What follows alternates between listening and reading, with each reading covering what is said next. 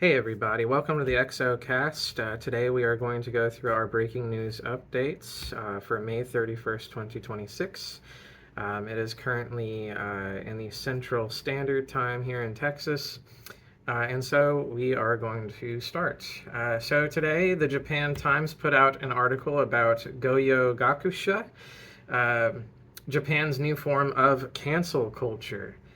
Waka Ikeda wrote, protests against revising the Constitution's pacifist Article 9, which included denunciations of academics as politically compromised, reflect a broader pattern of judging scholarship by affiliation and not substance.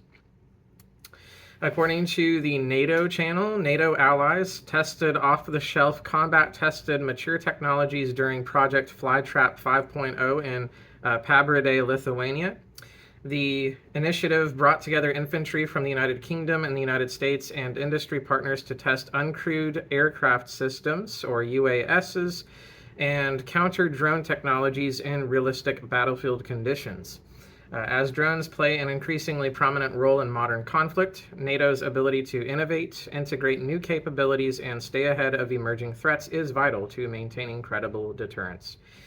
Data collected during the project will help allied militaries refine their tactics, accelerate innovations in the uncrewed warfare sphere, and strengthen readiness for future operations. Footage included shots of a force-on-force exercise between British Army and U.S. Army infantry. It looked like a real combat scenario, so it was really cool. Hindustan Times reported that Paris erupted after the PSG's victory over Arsenal. French police said that the clashes took place in at least 16 cities in the country. Across France, 780 individuals were detained by police, while 57 police officers suffered minor injuries, according to France's Interior Minister Laurent Nunez. Nunez added that most of the incidents took place in the Champs-Élysées neighborhood, hopefully I'm pronouncing that right, which houses the Parc des Princes, the home ground of PSG. The footage, which appeared to show the Eiffel Tower on fire, originated in the Champs-Élysées neighborhood and spilled near the Eiffel Tower. There were misleading reports of the Eiffel Tower being damaged by fire. However, the structure itself suffered no damages. Most of the celebrations took place peacefully, Nunez said, noting that of the 780 arrests, around 480 were in Paris. French President Emmanuel Macron responded to this event, stating that, unfortunately, we witnessed unacceptable scenes of violence in Paris and other cities for much of last night. That is not football, that is not sport, that is not what we love. We will be uncompromising with those responsible. We do not want to see this anymore. Enough is enough. It's over. So a very stark warning to those being arrested due to riots breaking out over sports. According to Bloomberg, Germany's defense chief Carsten Brewer said China missed an opportunity to engage at the political and military level this weekend with other countries in Asia and beyond. Brewer spoke in an interview with Bloomberg's Haslinda Amin on the sidelines of the Shangri-La Dialogue, Asia's premier defense conference. He included speaking about Germany's defensive posture and the buildup of new sovereign capabilities like air defense, digital, and space technologies.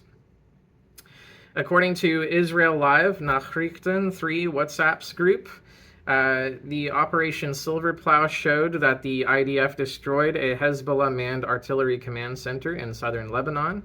According to The Independent, Israeli army captured a strategic castle in Lebanon in the deepest incursion into the country in 26 years. Israeli troops have captured a strategic mountain-topped with a crusader-built castle in southern Lebanon in the deepest incursion of the country in more than a quarter century, the military said Sunday. The capture of Beaufort Castle near the city of Nabatea came after days of airstrikes and intense fighting in nearby villages where Israeli troops fought Hezbollah members in the rugged area. Its capture marks a major development in the latest Israel-Hezbollah war, which began on March 2nd when Hezbollah fired rockets into northern Israel 2 days after the U.S. and Israel attacked its main backer, Iran.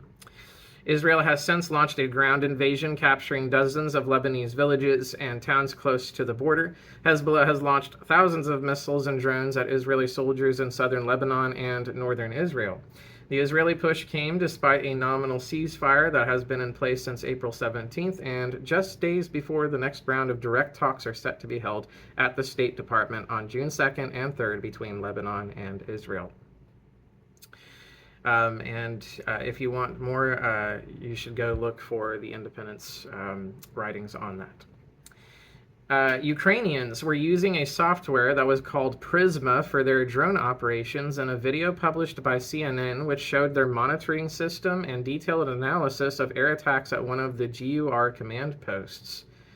And it was really interesting because the interface looked like it had come from some Claude code. So maybe some Anthropic is involved in that as well. According to the Washington Post, Ukraine is turning real-life killing into video game thrills for their drone pilots. Kyiv says the Army of Drones bonus system, in which points may be redeemed for weapons, is the first of its kind anywhere. So apparently they're now issuing points for killing members of the Russian military. What do y'all think about that? Do you think we should be gamifying war? Tell me in the comments below. According to Xinhua from China Daily Asia, China launched a new test satellite for internet technology. China successfully sent a new test satellite for internet technology into space from the Xichang Satellite Launch Center in the southwestern Sichuan province on Sunday.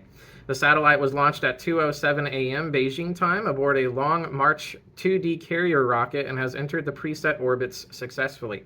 The satellite is primarily used for technical tests and verifications for direct broadband connectivity of mobile phone with satellite and integrated space-ground network technologies.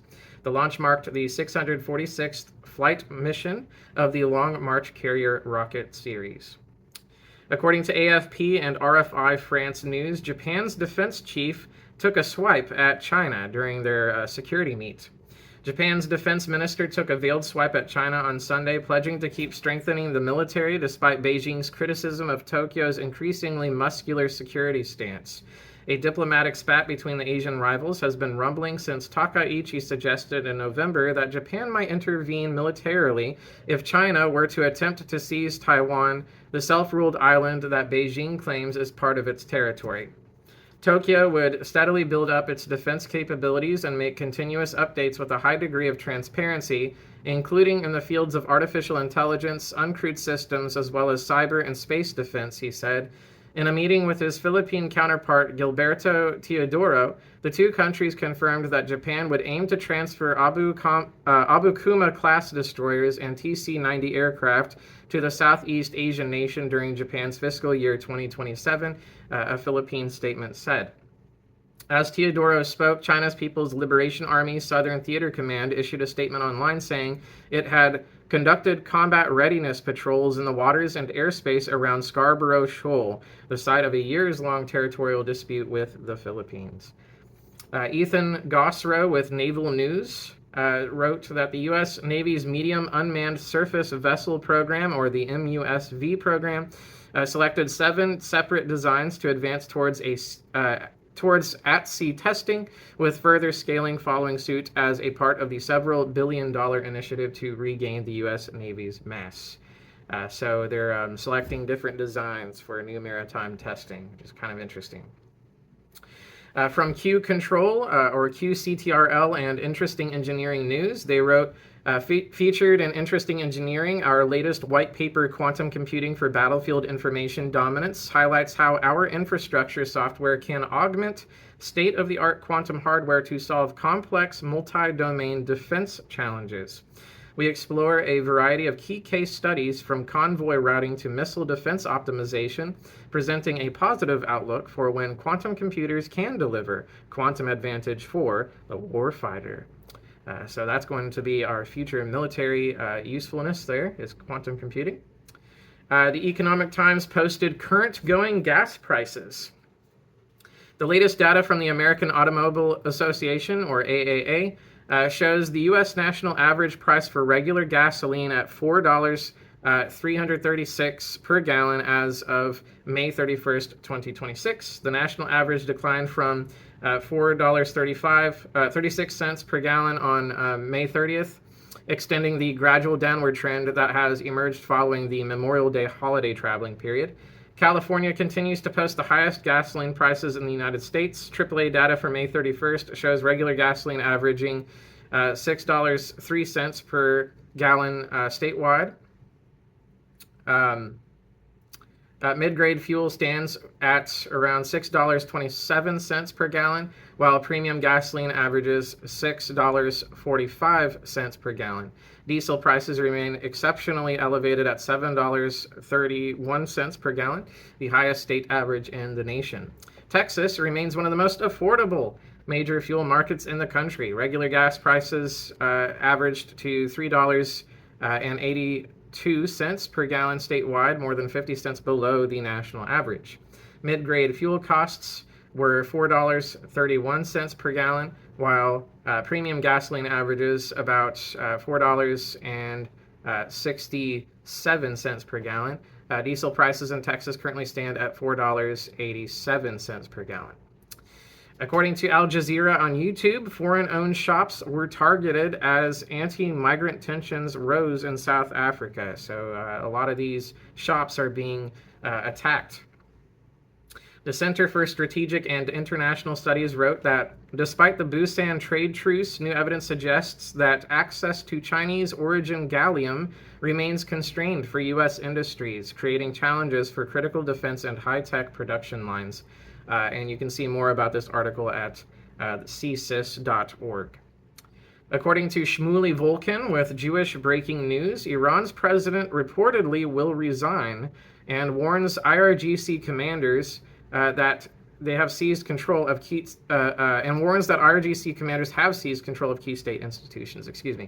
Iran International is reporting a major rupture at the top of the Islamic Republic. President Masoud Pezeshkian has reportedly sent an official letter to Supreme Leader Mojtaba Khamenei's office requesting to step down. According to the report, Pezeshkian warned in unusually sharp language that the country's administration has effectively been pulled away from official channels and placed under the control of a specific faction of IRGC commanders. That is not a routine political complaint. It is a direct signal that Iran's elected presidency may now be little more than window dressing for the guards. There is no official confirmation yet that Khamenei has accepted the resignation request, and Tehran's state-aligned media has spent weeks insisting there is no split. But the pattern is clear. The IRGC is tightening its grip, the civilian government is being sidelined, and even regime insiders appear to be warning that the system is cracking under war pressure, sanctions, and internal distrust, they go on to write. In the span of 48 hours, the U.S. government announced two of the largest crypto asset seizures in history. $1 billion in Iranian crypto under Operation Economic Fury, and $8 billion tied to scam compounds under Operation Blackout. So that is a huge record amount of money coming from these crypto scams. Russia confronted the United States and the West at a United Nations meeting, stating that they killed sleeping kids. The United Nations and Western allies must answer for being complicit in this war crime committed. Apparently, Ukrainian strikes on Starobelsk school dormitory occurred, where 86 teenagers were asleep when it hit, and this was in response to this event. According to the Quantum Insider, MIT and the Commonwealth of Massachusetts announced the Quantum Systems Laboratory at MIT, backed by a $25 million state investment to expand shared quantum research infrastructure and strengthen the state's position as a hub for quantum innovation. The facility will combine a quantum computer with supporting technologies, such as sensors and quantum interconnects, providing researchers from MIT and other institutions access to specialized equipment needed to develop scalable quantum systems. Leaders said the laboratory is intended to support scientific research, startup formation, workforce development, and economic growth, with construction expected to create more than 150 on-site jobs and additional supply chain and professional services positions. The National Institutes of Standards and Technology wrote that the Department of Commerce announces letters of intent with 9 companies for $2 billion to accelerate U.S. leadership in quantum computing. The CHIPS Research and Development Office's incentives will support and accelerate critical research and manufacturing of technologies for the quantum ecosystem to ensure continued United States leadership and national security.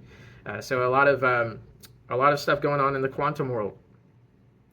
According to Ground News, U.S. military data brokers used to target American troops in war zones, U.S. CENTCOM confirmed to lawmakers. It received threat reports that adversaries are exploiting commercial location data to target or surveil U.S. forces in active war zones, marking the first official admission of such battlefield vulnerability. Senator Ron Wyden and a bipartisan group of legislators prompted the disclosure in a letter sent last Thursday to the Pentagon, urging officials to start treating the ad tech industry as a national security threat. Representative Pat Harrigan, a former U.S. Army Special Forces officer, warned that browsers like Chrome are built from the ground up to collect and share user data, effectively handing adversaries a weapon against troops. Alphabet's Google defended its browser, stating Chrome has industry-leading security and that the company has long advocated for stronger rules and safeguards against data brokers amid the ongoing debate. While journalists recently used billions of coordinates to expose movements around 11 U.S. military and intelligence sites in Germany, the threat dates back to 2016 when a contractor tracked special operations forces in Syria. So that is a huge problem. A lot of the times what we hear about in these cases is the information goes onto the dark web and data brokers through that way, through hacking means. They'll sell off the data, and that's how a lot of vulnerabilities get exposed. However, in this case, this actually comes from multinational companies that are just selling their data to any of these data brokers, and any adversary can just be like, well, I want to buy that data, and then they can go and see where these guys are. So that is a huge threat to our forces. The food crisis in Gaza continues as thousands of families line daily at food distribution points to secure a meal. Very, very sad news for the children and people of Gaza. Okay, and NBC News reported that Mike Pence says that the Trump administration has departed from conservative principles. Trump's former vice president also called the administration's anti-weaponization fund deeply offensive. He wrote, I think in many respects, Republicans have lost our way, but Democrats have lost their mind. And I think the reason why we're going to hold the Senate and we have a real shot to hold the House is because of the extremism on the Democratic side, he said, pointing specifically to the Texas Senate race. I believe that is between Ken Paxton and I forgot the other guy's name. I mean, it's deeply offensive to me that you can have a fund that could even possibly compensate people who assaulted police officers or vandalized the Capitol on Jan 6th, and I think that's broadly held by most Republicans and most Americans, Pence would later say. I think it's Ken Paxton versus Tallarico. I believe that's the two politicians there.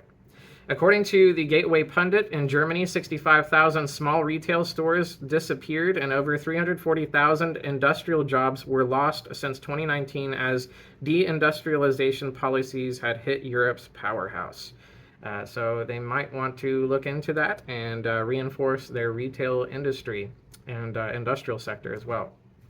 According to Cyber News, hackers have abused ChatGPT's content sharing feature to spread malware. So if you want more info on that, you should go to Cyber News and look that up. OSINT Warfare on Instagram showed that during ongoing gatherings in support of the Islamic Republic at Angolab Square in Tehran, the IRGC Navy publicly unveiled a new missile-armed fast attack craft known as the 27 Rajab, or Rajab. The vessel is equipped with 2 launchers for light anti-ship cruise missiles and is believed to be capable of firing the Nasir 1 or Kausar missile systems. They also showed that Yemen's Houthis, Ansar Allah, shot down a U.S. Air Force MQ-9A unmanned combat aerial vehicle over the Marib Governorate in western Yemen 2 days ago. Another post added that the IRGC announced that it had shot down a U.S. MQ-1 unmanned combat aerial vehicle that attempted to violate Iranian airspace. However, the MQ-1 Predator has been retired from U.S. military service since 2018, and the UCAV could have instead belonged to another operator in the region, such as the United Arab Emirates. We have a breaking Iranian-U.S. conflict update. The U.S. will begin blockading ships in the Strait of Hormuz on Monday after Iran talks yielded no deal. So this is going to happen. We also saw reports around different agencies that Trump is sending back the deal with different negotiable terms. Apparently, he had to reword certain things to get a real deal going. According to NBC News, there was a report that Tehran possibly used a Chinese-made shoulder-launched weapon to shoot down a U.S. fighter jet last month. A KC-135 tanker was hit by an Iranian strike in Saudi Arabia as well. Alaska ANG aircraft took shrapnel damage. Patched holes were visible on its tail in certain photos given out by Rage Intel News on Instagram. According to Fox Now, Congress is moving to make daylight savings time permanent with Trump's approval. Fox News also stated that the Make America Healthy Again movement through Secretary Kennedy is working to tackle microplastics. There are tons of ways we could do this. Botan rice wraps with edible rice packaging called oblot. There's some micro-remedial strategies we could use by adding certain mushrooms to recent plastic-based materials. What we should be doing is changing the systematization of how the process works so that instead of creating pollution and environmental hazards, we invent agronomical solutions to waste products. Take, for example, a company in California that reused coffee grounds from companies like Starbucks and reused them as a substrate for the Back to the Roots company that allows individuals to grow edible mushroom kits in their homes. Likewise, we could invent bioplastics that could disintegrate in nature, leaving behind less waste. Instead of the waste that we popularly see in grocery stores where thousands of apples go to waste lying on the shelves, maybe a closer inventory can be made at those companies to infer the actual waste versus actual necessity, and these byproducts could be reutilized for medicinal purposes. The famous adage, an apple a day keeps the doctor away? Sure, why not? So these are your breaking news updates today as of 5:31 p.m. Central Standard Time. If I've missed anything, please leave it in the comments below. Let me know if there's anything you would like me to add into these newscasts. And like, share, and subscribe for more breaking news updates as we go through each day's incoming breaking news updates. I hope you all have a blessed Sunday. Thanks so much for watching. Once again, bye for now.